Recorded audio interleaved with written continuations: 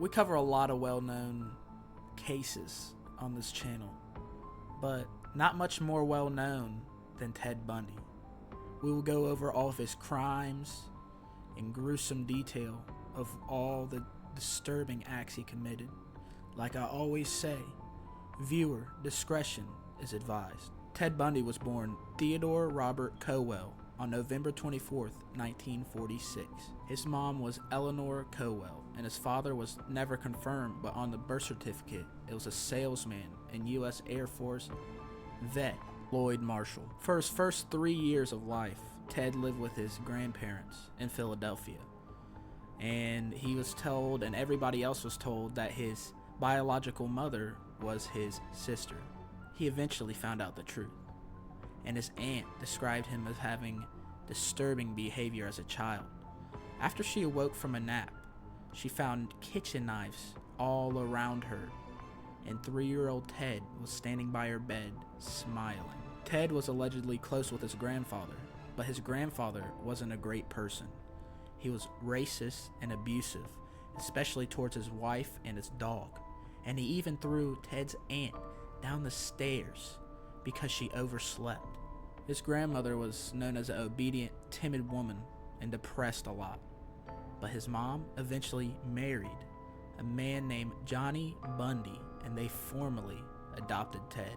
Ted's stepdad would try to take him on camping trips and family activities, but Ted would always try to stay distant and say, "That's not my real dad," and "Oh, you don't make enough money."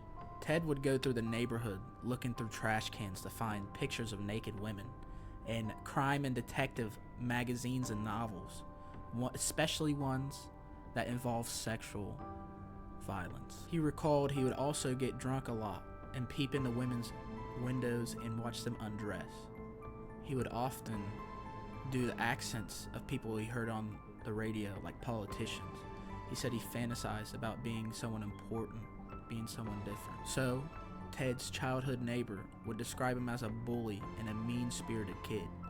He liked to be in charge and inflict fear and torment the other children. He was also into animal cruelty. He hung a cat up on a clothesline, doused it in lighter fluid, and lit it on fire. He would often take the younger kids in the neighborhood into the woods, strip them of their clothes, and take off running, leaving them screaming and terrified in the woods. He'd also make traps around the neighborhood with a pointed end of a stick, leaving one girl injured after falling into the trap. He told journalists as a kid he wanted to stay alone because he didn't know how to form friendships and relationships naturally. And in high school he was arrested of suspicion of burglary and motor theft. He also said to journalists in 1969 he attempted his first kidnapping in Ocean City, New Jersey, but he didn't kill anybody until 1971. But that kind of contradicts what else he said. He said he killed 2 women in 1969 in Atlantic City while visiting his family in Philadelphia. He also killed another person in Seattle in 1972 and a hitchhiker in Tumwater in 1974. And in January 4th, 1974, he entered an apartment of an 18-year-old Washington student. He bludgeoned the woman with a metal rod from the bed frame. He also sexually assaulted the woman with the metal rod, leaving internal damages. She luckily survived the ordeal, but had permanent brain damage and hearing and vision loss.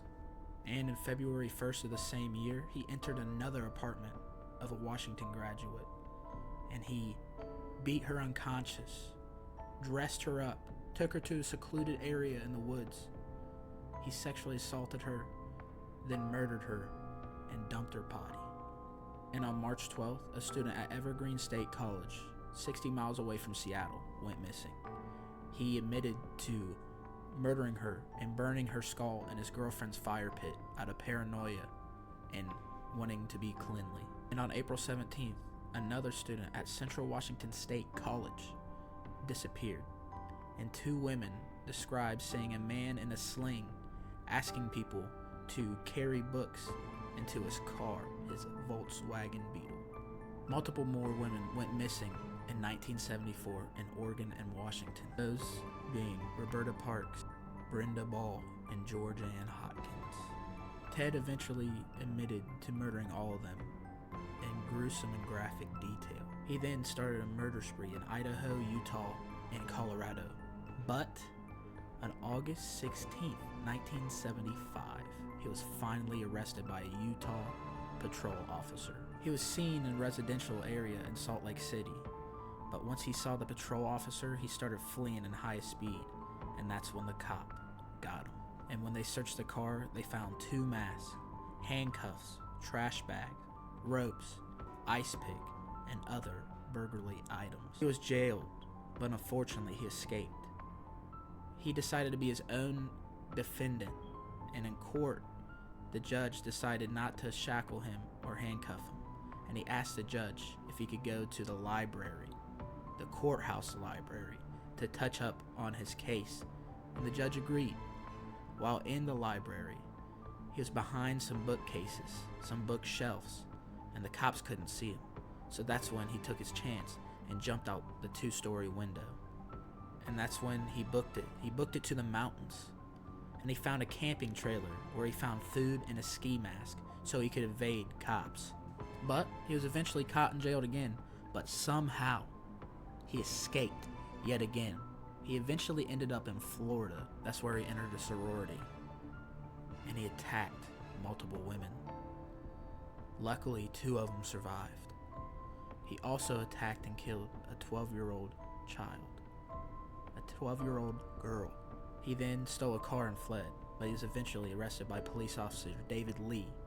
He attacked Lee, and they were both wrestling around fighting for the gun. But Lee, luckily, was able to subdue and arrest Ted.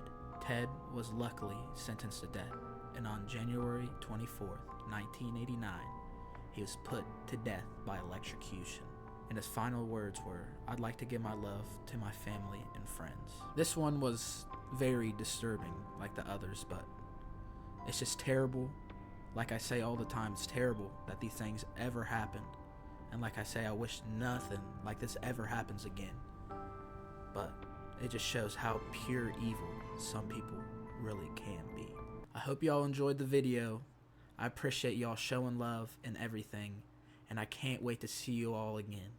And as always, chat, stay safe and good night.